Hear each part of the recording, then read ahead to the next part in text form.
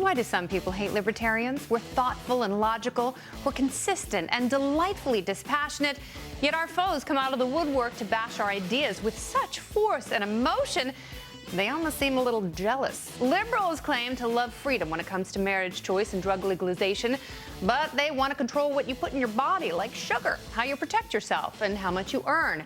Conservatives claim to love the Constitution and the Second Amendment, but they'd be thrilled to use government as a tool of control from the bedroom to the battlefield. They're all filled with inconsistencies and tension, and sometimes it's fun to just sit back and watch them get all worked up about cherry-picking their convenient freedoms. Ron Paul is with us tonight. He's consistent. And Rick Santorum also joins us, and he's passionate. And you're here, so it's a party. This is The Independents.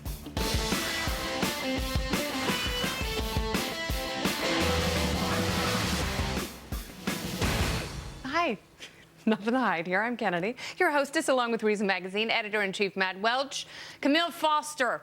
He's the third leg of our sturdy stool. He is on assignment. In his place, our special guest for the hour, Jedediah Bila. You can check her out on the new show Outnumbered. It's at noon on Fox News Channel, and it is fantastic, especially when Jedediah is on. Together we are The Independents.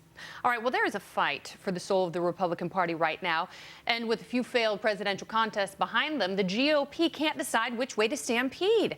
Young people are inspired and energized by Republicans like Ron and Rand Paul, Justin Amash, and Thomas Massey. But social conservatives, perhaps sensing they've lost touch and are losing their grasp on the party, have reverted to a more stringent cultural approach. Even the mention of Rand Paul makes some Republicans downright feisty. Take a look at a recent interview with former Pennsylvania Senator and presidential candidate Rick Santorum. If a libertarian like him becomes the leader of the Republican Party, gets a nomination, will you vote for him? Well, first off, I don't think that will happen because the Republican Party is not a libertarian party. It is a conservative party and will nominate a conservative, not a libertarian. Really? Why the hostility? A lot of questions for that man. Joining us is Rick Santorum. He's the author of the book Blue Collar Conservatives, and he was also in the national spotlight in 2012, really gave Mitt Romney a run for his money. Now, Rick, you've been very hostile toward philosophical libertarians. You've made no bones about that, and you've come on a show hosted by libertarians. Would you care to clarify your position? Look, I think there's a lot of common ground between libertarians and conservatives, but frankly, there's a lot of common ground between libertarians and liberals. And I think the problem that libertarians, the basic principles of libertarianism are the same problems of the basic principles of liberalism. They don't work in practice. They work in theory, not in practice. And one of the things about conservatism, the reason I am a conservative, is because conservatism isn't an ideology. It's looking at what has the values and principles that have worked and succeeded in building the greatest country in the history of the world, and we try to take those principles and play them forward into solving the problems that there are today. And I think to the extent that libertarians buy into that and recognize the value that what has worked in the past and succeeded in making America great, then we can be on board together. Now, American greatness is based on individual freedoms and individuals succeeding and getting the government out of their way. The reason so many people, especially so many young people, are turning toward a libertarian philosophy is because they have seen government failing them. Yeah, and in that regard, I think libertarians are headed in the right direction, except they go a little too far in that direction. And, you know, conservatism is not about no government. There has to be. Neither is libertarianism, and you have said that. You have said that libertarians are going to cause chaos because they believe in no government. They believe in just cutting out most federal agencies, and that's a misnomer. I mean, I would challenge you to come up with some libertarian authors and literature that you have read that has informed this position. But before I do that, I want to ask you about a quote of yours. It says, "A rising tide lifts all boats unless your boat has a hole in it." A lot of Americans, we've got holes in our boats. So would you use government to plug my hole? Well, no, I think we have to understand that, you know, people do have holes, and there are things that can and are done by government to either create holes or make things more difficult for people who do. And what I'm suggesting is that there are things that government does. For example, government, whether we like it or not, and I don't like a lot of it, is involved in the education system in this country. And so the idea that government has moved away from vocational training programs, I think is the wrong thing. That vocational training is important. Skills and working skills are essential for a lot of the 70% of Americans who don't have college degrees. And so, yes, government is involved in education, and we should be involved not just by giving and supporting people who want higher education with respect to academic credentials, but also for skills. Senator, you've said that we should be in touch with the founding ideals of the country. I've also seen you criticize the notion of the pursuit of happiness, which is a pretty foundational phrase in the Declaration of Independence. What do you mean by that? Why should we be at all afeared of the pursuit of happiness? Well, I don't know where you're reading. I'll refer you to another book I wrote, and I explain my view of the pursuit of happiness in great detail. The pursuit of happiness is one that I didn't quite understand when I read Life, Liberty, and Pursuit of Happiness, thinking life and liberty are great, profound, fundamental rights. But if you look at it as happiness, I mean, what the right to happiness? I don't know if you want on your gravestone, there lies Kennedy, she was happy. That's not something that I think most people would say is a great lifelong accomplishment. Oh, you know what? That actually depends. No, it depends on your definition of happiness. And if you go with the Greek definition, which is a full life filled with self-education and purpose, I think that's what most libertarians are talking about. Yeah, they're not talking about going to Disneyland. Yeah, I would argue that that's not what our founders were talking about. But the more I looked at you mean the ones who were definition, influenced by neoclassical thought that has its roots in Greek philosophy? The more I looked at what our founders were talking about and looking at dictionary definitions at the time and looking at writings at the time, they understood happiness to mean true happiness, not pleasure and enjoyment as we sort of see happiness today, but doing what you ought to do, doing what you're oriented in, to use the writing at the time, what God had oriented you to do. In other words, doing the right thing, not doing whatever you wanted to do. And so that was real happiness, was pursuing an aim that was true, good, and right for you and for everyone else. And so that's what, if you look at what our founders were talking about, was the ability to have the right to life, which was protected by the government, and number one. Number two, to have liberty to be able to pursue what you ought to do. Yeah, but not your version of what I ought to do. I mean, would argue it's not doing whatever you want to do, but doing what you ought to do. And that's really not what libertarians argue. That is not what libertarians argue, and that is a misrepresentation. Here's another quote from you. This idea that people should be left alone, be able to do whatever they want to do, that we shouldn't get involved in the bedroom, we shouldn't get involved in cultural issues, that is not how traditional conservatives view the world. So do you really think that you're going to be elected president by going into people's bedrooms? No one wants to go into people's bedrooms. I mean, that's when you're talking what the about quote abortions, excuse me, but abortions don't happen in bedrooms. Abortions happen in clinics and hospitals after certain actions have taken, and you have a human life. And a human life is a fact. That thing in the womb is a human being. And what the Constitution requires is the protection of that life. And so this has nothing to do with the bedroom. It has everything to do with the dignity and value of every human life, which I would assume libertarians would want to stand behind. Many of them do. When you look at an issue, Senator, like gay marriage, young people are very passionate about that issue. And I'm wondering, do you think the Republican Party can continue to win elections and reach young people if young people are standing and saying this is a civil rights issue for us? Rand Paul got a standing ovation at Berkeley recently talking about privacy issues. So it seems that the libertarian wing of the party, though, is very much in touch with young people. And if we're saying the children are the future, the next generation is going to determine what the future of this country looks like, don't we have to listen to them?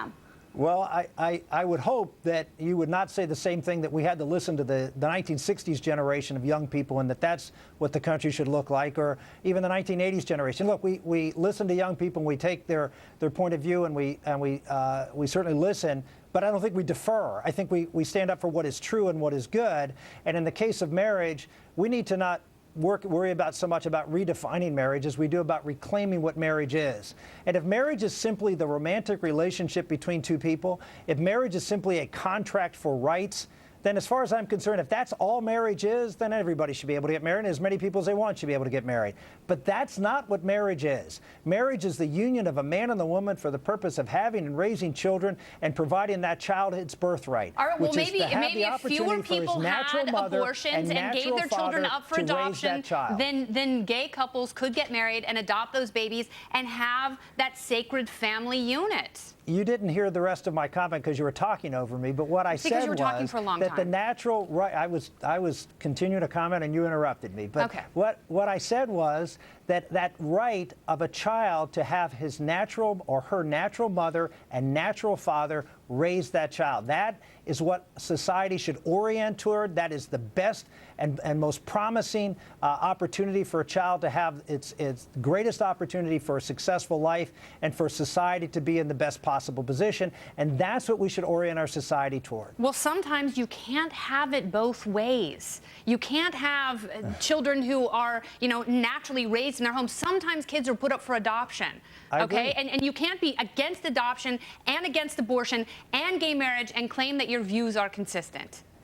Well, what I'm saying is, what should society order itself around to promote as the best and optimal way of doing things? The right of and the individual when you orient above society all. around a less optimal way, then you're going to get more of what you orient toward. All right. Well, people should go out and get your book.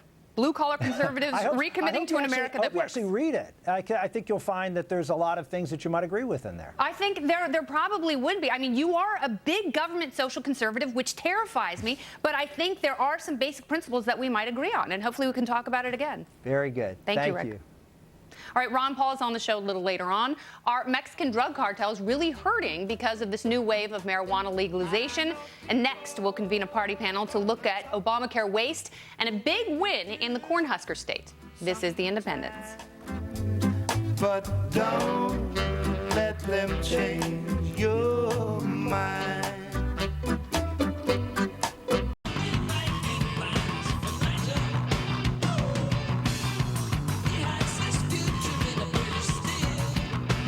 And you'll be on crack. Hi there, welcome back to The Independents. It's been a mixed bag for libertarian-leaning candidates in the primary season, but Tea Partiers have reason to party in Nebraska. Ben Sasse, who has a PhD in philosophy, well done. He won the Republican Senate nomination after beating the establishment challenger and a dark horse. That is so Katy Perry. So how'd he do it? And are limited government Tea Party candidates on the rise? Let's bring on our party panel. We've got rosy-cheeked comedian Tom Shalhoub and rocking Rick Unger, senior political contributor at Forbes, and a bit of a lefty, if I can borrow a boxing term. So, Tea Party, anyone? How's this looking? Because I know there was a win here, a loss there. Now Ben Sasse coming out of the... It's a mixed season. 2014 is the season where everyone's trying to figure out, okay, we really do need to win back the Senate. And so let's agree to disagree, and let's limit our number of fights. The Tea Party's lost some fights. Lost fight in North Carolina last week or the week before.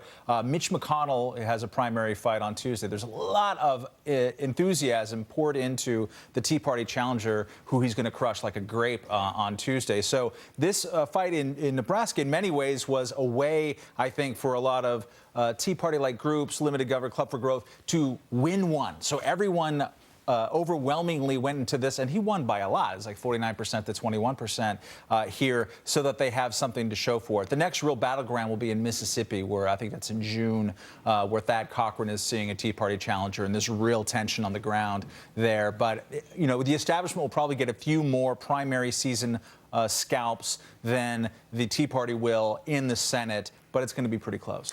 I actually don't think it's going to be Tea Party versus establishment. I think it's going to be good candidates versus bad candidates. If you're a Tea Party candidate and you can articulate constitutional principles, this particular guy was strong against Obamacare. If you can talk about the abortion issue without winding up talking about women's reproductive parts in a weird way, which is usually a problem for some Republicans, I think that's a winning point. So I think Republicans would be smart to say, who's the best candidate? And forget about these labels, establishment versus Tea Party. Get someone who can actually win an election and articulate their principles. I agree with you, Jedediah, because I think that voters are now much better informed when it comes to these candidates, and having a label like Tea Party, it's not enough. They've seen the successes, they've seen the failures, and they do want good candidates. What? But if they do articulate those positions like you say, they're going to get backed by the Club for Growth, and they're going to call them Tea Party anyway, right? That's right. That's true. That's true. You know, I like the way you introduced them. You both said Tea Party and limited government in the same sentence, which is how you define them here on the Independents. But the real problem with the Tea Party is they started as a limited government party, right? And then they were quickly redefined in the biggest bit of hocus pocus that has ever happened in the media into racist homophobes. Yeah. So are they going to be able to redefine themselves again? They did a bad job of branding themselves and going on the defensive, but you kind of like that, Rick. Well, look, I mean, I think there's actually something more significant that's happened. We have now started calling certain candidates establishment that are Tea Party. You look at this man who won down in North Carolina. This guy is Tea Party all the way, but because How do you? Well, you look at his record. He was in the state Senate. I think he was the leader of the assembly down there. You look at his record. This guy was Tea Party to the core, and yet because somebody even further to the extreme chose to run against him, he became the establishment candidate. The good news for the Tea Party, they have totally bled into the Republican Party today. Establishment today is much further to the right than the day the Tea Party began. And I don't know how much longer we're going to need to identify Tea Party. A lot of it is it's comportment more than actual positions. And this is true in Nebraska as much as anything else. Ben Sasse was seen as someone who really was going to stick it to Obamacare. So this is like the Ted Cruz version of the Tea Party. Ted Cruz is nobody's libertarian, but he really wants to stick it to Obamacare when he wakes up in the morning in a way, in a way that pleases the conservative But yet you grassroots. talk to most people who know him, and I was on the phone with some today, if he gets to the Senate, which he's going to, this guy is not going to be an extremist vote.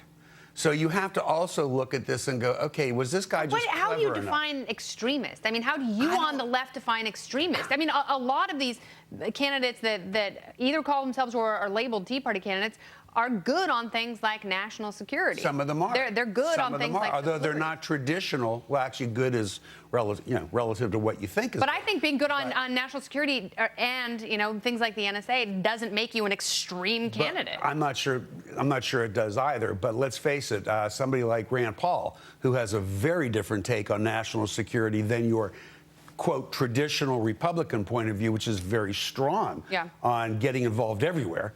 Let's say John McCain, who just can't seem to come across a war he doesn't adore. This is a real departure. Yeah. So, and what I know about Sasse, he's going to be more in the conservative Republican vein than he's going to be in that he's got a PhD in philosophy. Who doesn't? So who doesn't? I don't know. I don't Well, we'll get you one. They're cheap. Thank you. Thank you. All right, thank you very much. Party panel, we'll see you a little later on. Nuclear energy, GMOs, and global climate change. What is your favorite catastrophe? Meet the man who's ready to poke holes in your favorite flavor of hysteria next.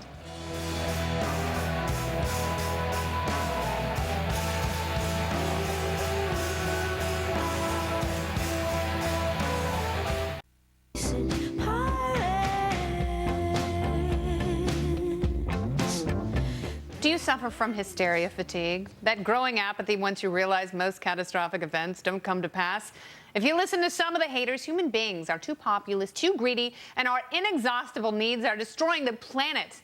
What a dim view of human nature. There has to be some good news, some reality to come out of the last few decades of our existence. One man has made it his mission to document what we're doing right, how we're using technology and innovation to actually make the planet better, not worse. Robert Bryce is a senior fellow at the Manhattan Institute. He's the author of the new book, Smaller, Faster, Lighter, Denser, Cheaper, How Innovation keeps proving the catastrophists wrong.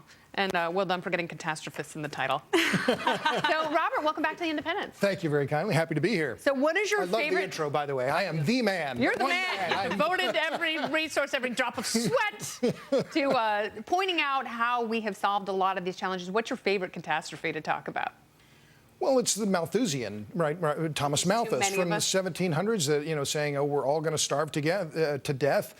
Paul Ehrlich said this in 1968 in a book, by the way, published by the Sierra Club, that in the 1970s, millions of people, tens of millions of people will starve to death. What happened? We're producing more food now than we ever have. And we have nearly twice as many people today as we had in 1960. We're feeding them basically from the same amount of land. It's remarkable that how people discount innovation and how that innovation is ongoing in all sectors. And it's what makes me so hopeful. And there's hysteria everywhere. I talk to moms who are like, "Oh, don't don't drink out of plastic bottles. Right. We won't go anywhere where there's not organic food constantly. And I eat a lot of organic food. I'd be lying if I said I didn't. Sure. And that's a choice that I make. But some of the GMOs have actually yielded a lot. I mean, this agrarian technology has really been feeding the planet. It's remarkable. And this is the part where it just chaps my hide, where you look at what big environmental groups, Greenpeace, opposing golden rice. I write about it in the book. Here's a food product that has been genetically modified, has higher levels of vitamin A, incredibly nutritious, and Greenpeace is opposing it. You know, it's this. What I say in the book, too, is that no one ever got elected by saying everything's going to be okay. So groups like Greenpeace, Sierra Club have to sow this continuing drumbeat of fear in order to raise money, in order to get elected. This is just part of what we've been really, I think, dulled by over decades and even centuries of this kind of attitude. Yeah. One of your specialties is energy. You write something, I think, a bit controversial here, saying basically the Fukushima disaster is the best thing that ever happened to nukes, or at least it clears the way for nuclear power. What are you talking about? Well, it is somewhat counterintuitive, I guess, to say after Fukushima that I'm more bullish on nuclear than I was before, but I am. Now, Fukushima was terrible. We had a terrible disaster, but remember, only 2 people died at the plant. They drowned. There were no radiation poisonings. People haven't died from radiation. But we don't know the full effects. Well, fair enough. And I'm not saying this isn't going to be expensive. It's incredibly expensive. But what we've seen, though, since Fukushima, I think has been clearly a surge of investment capital, venture capital money, Bill Gates, Nathan Myhrvold investing in new nuclear technologies that are going to make them safer, cheaper. And if we're going to deal with climate change, nuclear has to be a key part of this answer. It has to be an increasing part of our energy mix if we're going to deal with CO2 emissions. From a messaging perspective, how do we combat this very pessimistic vision that humans are the problem? It's so horrible. It starts in academia, I think. I think a lot of kids are indoctrinated. But just strictly from a messaging perspective, how do we come back and sort of regain that conversation? Wow, that's hard. You know, if I knew the answer to that, I'd be richer than Karl Rove, right? I mean, that's just... but I think we have to just rely on the facts and rely on the math and physics. I talk about the problems with biofuels. I talk about the problems with wind energy and saying we can't rely on renewable energy to provide all of our energy needs here in America or anywhere else in the rest of the world. It's a nice idea. I mean, it's a nice supplement, but the amount of subsidizing required from the government that's unsustainable. That's unsustainable, as is the amount of land that's required. And that's just basic physics. It's not some that I'm opposed to this. I have solar panels on the roof of my house. Got a nice big fat subsidy from the local utility to do it. But I think overall that we have to continue looking at how we have overcome the challenges that we faced in the past and look at some of the promising technologies like better batteries. I write about Aqueon Energy in the book. I look at Ford Motor and their new engine, the EcoBoost engine, dramatically more efficient than their older engines. We're making progress all over in all these different sectors. Well, hopefully you'll earn enough to buy yourself a Tesla, because that is the greatest car ever made. All right, smaller, faster, lighter, denser, cheaper. Robert Bryce, thank you so much for being here. Thanks a million. Indeed. Look at that. Woot. All right, a man calls the only number he can remember to buy pot. Unfortunately, it's a 3-digit phone number, and he was probably already stoned. One public official resigns over fat shaming, and a congressman discovers a new protein source. The topical storm is next. Lights, camera, news on, news, action. Yeah, welcome to the topical storm. Topic number 1, a school board president in New York, a small town in New York, just outside New York City by 60 miles. He stepped in some date yogurt when he remarked that an active parent who was very involved in the school board, she was once attending a meeting, and Ray Coate, who had previously been appointed to a diversity and sensitivity team, said this on a live microphone. This one here, Chubby Wubby, she gets fatter and fatter every meeting. She really does. Oh my God, he was totally making fun of one of the parents. And another outraged mom, she caught the comment on tape and put it on YouTube, and old Cody Wody had to resign. No one would confirm if the woman had grown more rotund with the passage of each meeting, but sweet baby Ray will have some free time on his hands and will not be commenting on parental corpulence anytime soon. Parents and board members feigned outrage, but really, you haven't said something like this? I haven't said Chubby Wubby. Now you have. Yeah, I was going to give him credit for just inventing new English language phrases here. But then the apology requisite statements here, my words were inappropriate and do not reflect my feelings or attitude. Yes, they do. That's exactly what they're reflecting. Ray, come on, that's what words do. Come clean. They're very convenient that way. All right, topic number 2. You're bored, you're stoned, you want to get more stoned, but you can't remember your friends' phone numbers, but you really feel the need for weed. So what do? One man in Washington County, Oregon, called 911. Listen to this exchange. Hi, where can I get some marijuana? Excuse me? Where can I buy some marijuana this morning? Do you realize that you called the police department? No, I didn't. That's very interesting. Well, let me ask you the same question. It's a legitimate question. It kind of is. The best part was he asked, where can I buy some marijuana this morning? At 9:41 at night. Washington County reminds residents 911 is only for emergencies.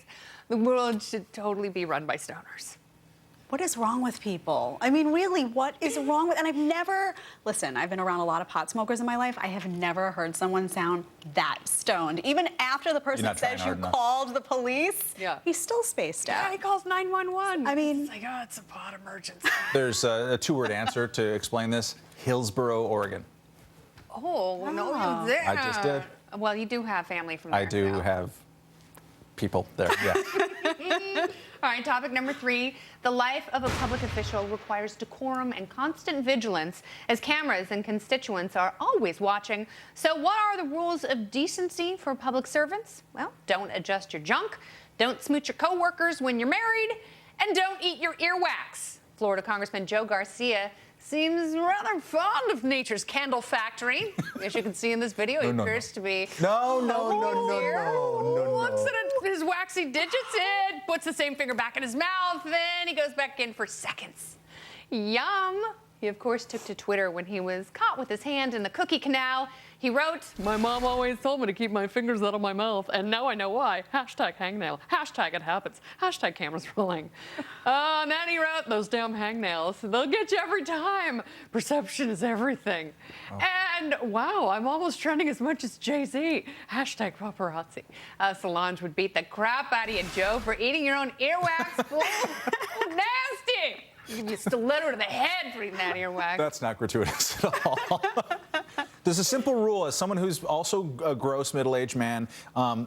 Keep your hands separate. Yes. One does this, the other does this. We all know it. Oh. Yeah, and if you're gonna that would have made it totally okay. Finger, make a note. Yeah. That's all you got to do, and then you can clip later. All right, topic number 4.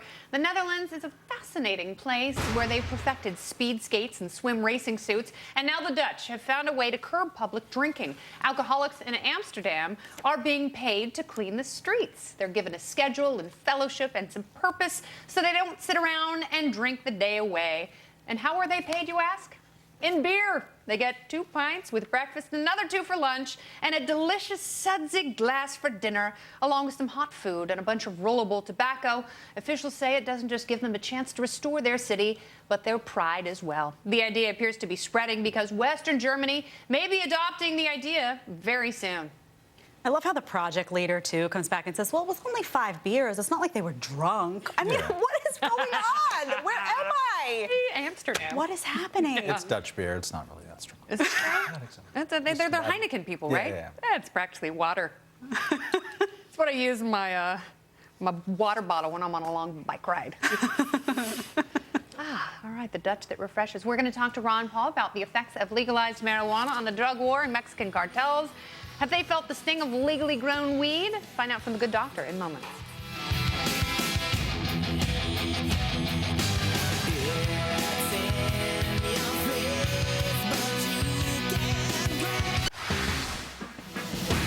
Welcome back to The Independence. Have you been curious about lifting marijuana prohibition and how it might affect Mexican suppliers who have profited off of Americans' weed habits? Legalization proponents have long cited simple laws of supply and demand in projecting the effects of diminishing returns for violent drug cartels. Marijuana is only freshly legal in Colorado and Washington state, but could the shift in supply already be taking its toll? Let's talk to Ron Paul. He's a former congressman and host of the Ron Paul channel. Welcome back, Dr. Paul. Thank you. Nice to be with you. Very good. So we're hearing some grumbling south of the border. Is it too soon to know if altering prohibition is having an effect in Mexico?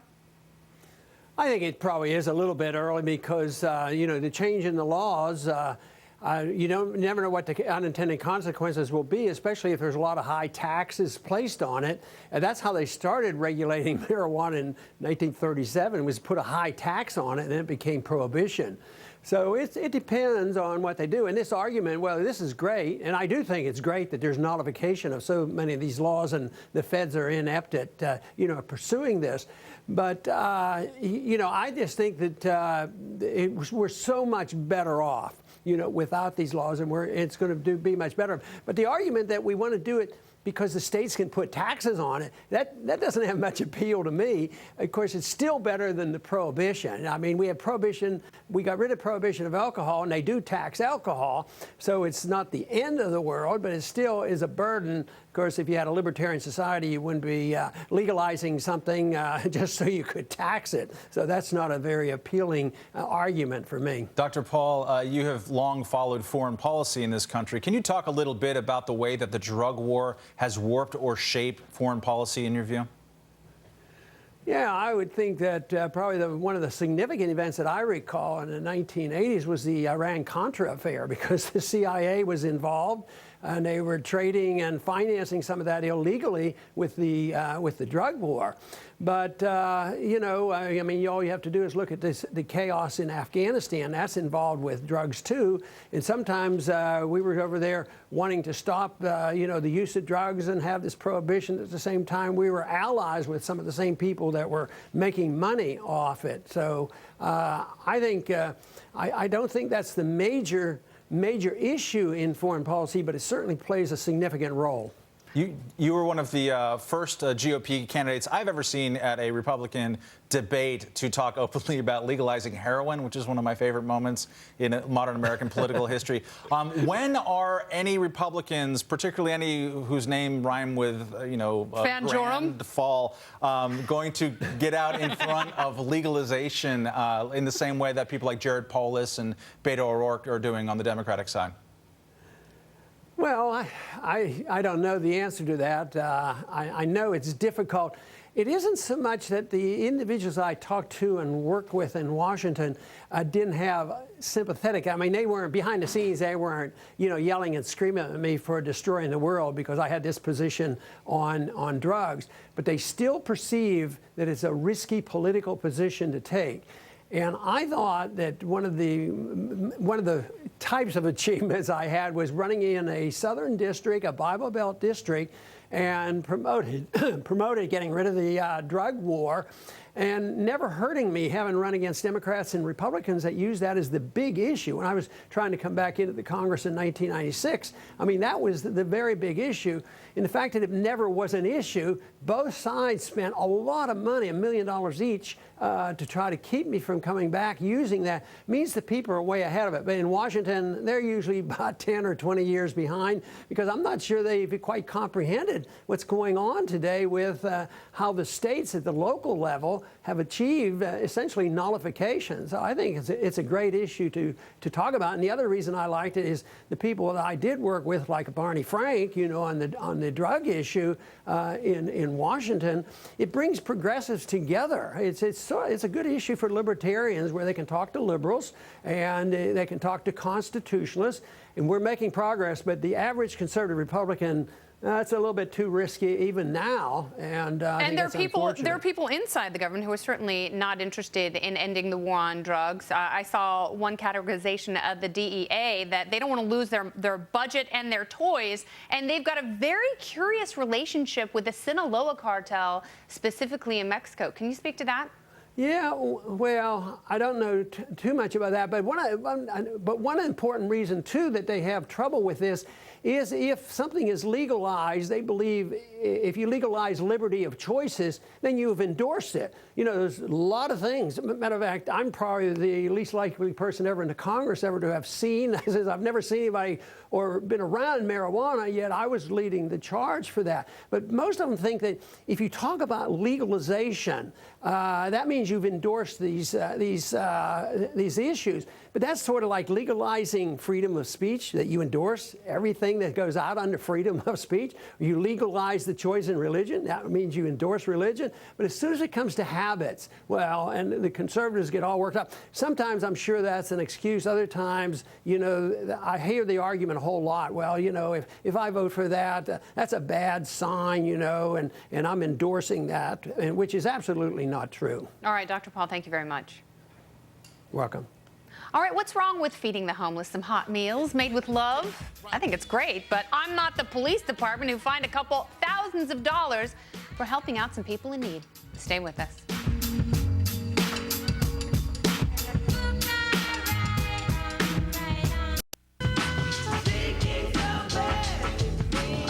This is The Independent, where you can always gorge on hot talk and freedom.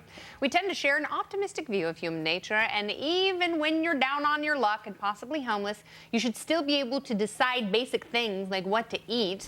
A Florida couple have been using a Daytona Beach park to serve homeless citizens hot, home-cooked meals. They've got a ministry called Spreading the Word Without Saying a Word. And spreading butter, too, on delicious homemade biscuits. This is their video, and their basic kindness has not gone unnoticed by local cops. Debbie and Chico Jimenez have been fined over $2,000 for their weekly Wednesday feed. They've been cited and threatened with incarceration. But why are Daytona officials so dead set against feeding the homeless? Our panel is back. Tom and Rick, welcome. So this seems like a great, wonderful thing, helping your fellow man. Can you think of anything more giving and Christian than cooking someone some food who's in need? They seem like nice people. And it looks like I'm saying that sarcastically. But yes, they do. Does. They seem nice. I'm sure they are nice. But why don't they have people over their house? Because have them over their house. Everyone? Yes, maybe, all of maybe them. there are too many people for the Jimenez. whole world. Yeah. to feed. Well, I'm just saying, if I'm down in the city park, I want to be nice to people, and I want them to have the freedom to I didn't know you were give so away their anti-hobo. I'm Listen, a little surprised, Tom. if I go down to the park and I want to kick around a soccer ball, I don't want to banquet there. Whether it's a bunch of people having a barbecue or whether they're having a homeless picnic, they should have the homeless picnic at their home, these people. If they're so nice, it's a park. why not invite them over? Have you ever been to a park? They have grills. They have places where you can insert the charcoal. Yeah. And they're typically public. Well, look, I don't know. I don't know this park, but I'm assuming that some of the residents have a legitimate gripe that they don't want it to be homeless day in their park, right? But you're taking away the power of the community to help fellow citizens and saying, you know what, let's let government do that. That's part of the problem. Instead of family or instead of community helping you, Jedediah. now the government steps in. This is why I like you. You give me This is just outrageous. I mean, there's just no way around it. I'll tell you what, I picked on my fellow progressives back in the day when the Bush administration created that faith-based initiative to feed people, whether through churches and this and that. And they were getting all crazy. But I said, you know, when you're hungry on the street, you really don't care who's handing you a sandwich. Yeah. You really don't. This is no different. This is the same as fining little kids for having a lemonade stand because they don't have a permit. It's getting crazy. Both of which activities happen frequently, and it's for the same reason. I mean, it's the dictatorship by permitting process, right? Like you have to get a permit to have a gathering of 12 people or parade that goes 10 feet, or if you're going to feed homeless people, and so it just becomes a way for NIMBYs, for people like him, to say, I don't want the undesirables. As soon as you find they're the NIMBYs because they don't want to do it in their backyard. I want them to do it in their yard. Where I come from, Santa Monica, California, they live in the park. We all People's get along Republic. beautifully. All right. People's Republic. Well, look, if the of town Santa Monica, and But they there never is- bothered. there is- Unless they lead a yoga business in the grass. That- Oh, yeah, that's in the God street, forbid. not God forbid they actually run a business. That's not in the and- street. That's No, on in the Strip, I said. the Palisades remember the Park. Strip? I know on it 2nd well. Avenue. Yeah, right? on Ocean. Yeah. If they want to have, if the whole town says this is great, we love homeless park, then let them have homeless park. I think it's okay. But obviously the police are doing this because So you the just want to locals. put them in trains and shove them to the middle of the state so the gators can eat them. That sounds. The whole train thing scared me a little bit. Yeah. Should they be able to do anything? Anyone be able to do anything in the park? Not anything, but give people food, sure. Yeah, there's not nothing offensive about feeding people. Listen, it sounds like there's a lot of people, right? So if it's just as simple as giving food, they should be able to do it at their home. The reason they can't is because their home doesn't have enough bathrooms. Neither does the park. That's why the folks here said that they're using the park as a bathroom. So it is causing a bit of a public disturbance. I think there's something. You know what? I bet Debbie and Chico would do with their spare time and their friends. I bet they would build more bathrooms in the park. Yeah. That's how. I don't want to speak for the Jimenezes. Rosy cheeks dissipated as he just drained. Just drained it out, man. Listen, I'm for all those other people who go to the park and they're looking to recreate in their park that they pay for with their tax money. They should be able to use their park. Who says they can't? Still can use it. You can still use it. They can't use it if there's, from what I understand, I'm not down there in the park. I don't see, but I'm reading about a lot of damage that's being done to this park by this, you know. Get off my yard! I'm not giving you your ball back. It's mine now. I'm keeping this hoagie. All right. Thank you, gentlemen, very much for being a part of the panel. Thanks. We'll see you both again on the show. I'm going to wrap Tom's knuckles with a ruler. All right. So what if your dad was a serial killer? Would you have children? We're going to chew on that happy question next.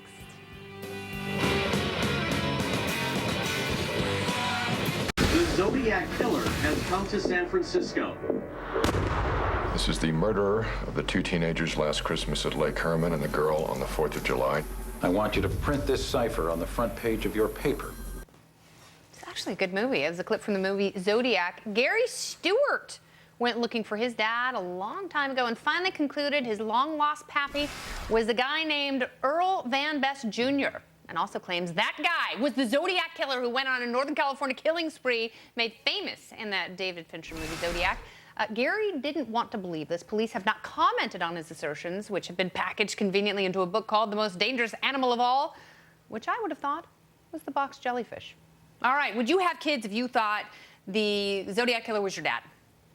Yes, because I have faith in environmental nurture and that we can rise above whatever came before us.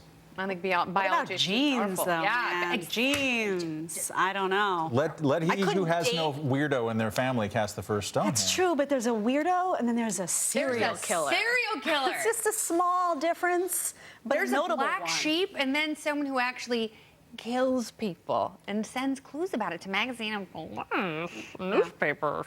Yeah. But would you deprive yourself of the joy of your beautiful children? No, I would adopt. I wouldn't deprive myself of the gift of motherhood. Yeah. But unlike Rick Santorum, I think that when they don't spring from your loins, they're still viable and lovable. I couldn't date the son of a serial killer, and I keep telling myself, that's prejudice. You can't judge a kid by his father's actions, but I just couldn't get past it. But on some level, you would be looking for it. I would be looking around my bed to make sure there wasn't a serial killer there, yeah. Just a little glance at night. Jedediah, thank you so much for being here. Thank you. Always love having you on the show, Thanks. whether it's as a co-host or as a guest or a panelist. And thank you so much for watching tonight. Sasa will be on at this time tomorrow night. Then we are back Friday with a special show called Failed Cities. I'll go to Detroit, San Bernardino, and others to show you some towns that are in deep trouble. Check it out midnight or 9 p.m. on Friday. Thanks again for watching us. For Matt Welch and the lovely Jedediah Bila, I'm Kennedy. Thank you for all of your investment in liberty and beyond. For all of us at The Independence, good night.